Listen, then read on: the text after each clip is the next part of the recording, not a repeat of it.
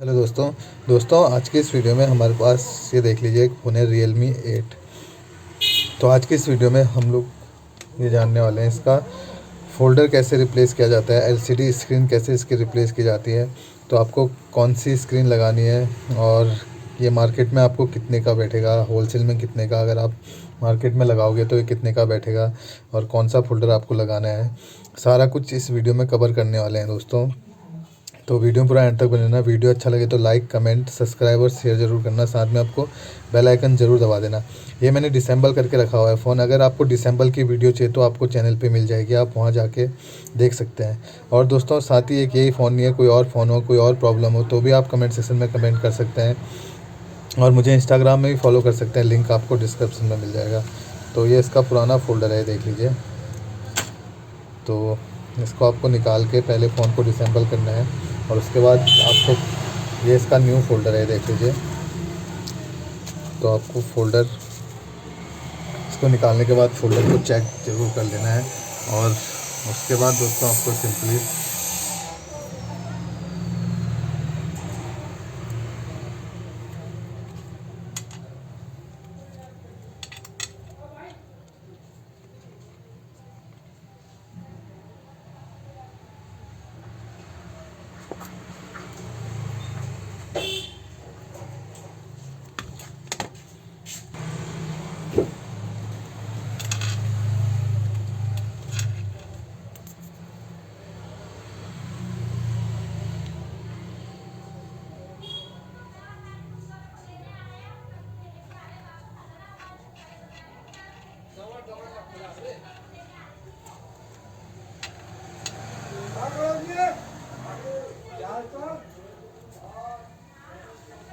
क्या क्या हो रहा।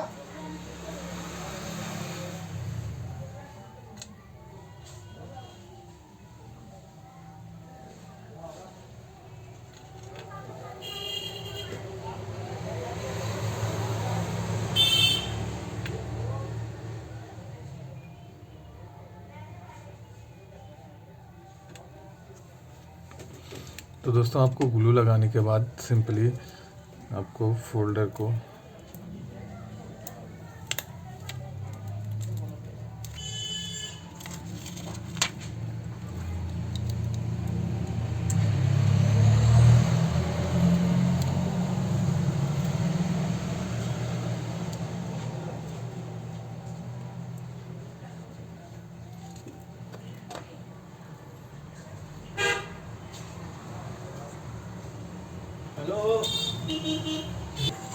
तो दोस्तों आपको ये निकाल देना है इस तरीके से, इसका जो टैग आता है। और उसके बाद सिंपली आपको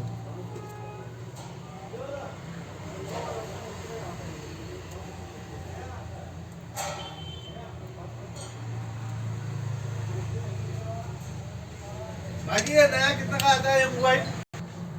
तो दोस्तों आपको सिंपली ऐसे फ़ोल्डर बैठा देना है और इसकी आपको चारों तरफ से देख लेना है कि ढंग से बैठा है कि नहीं। और ढंग से बैठने के बाद इसको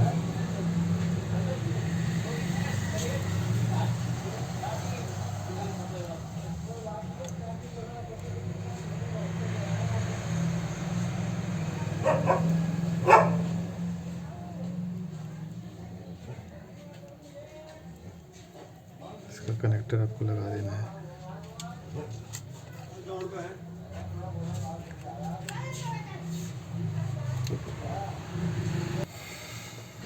तो दोस्तों इसका कनेक्टर लगाने के बाद आपको सिंपली बैटरी कनेक्ट करनी है और उसके बाद इसे ऑन करके ज़रूर देख लीजिए।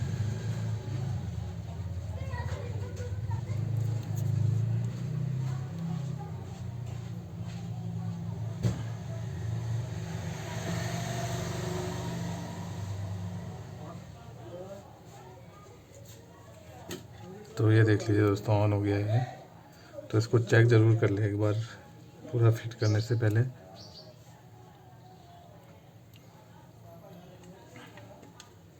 और उसके बाद सिंपली आपको इसका बैक जो क्रोम आती है उसको लगा देनी है।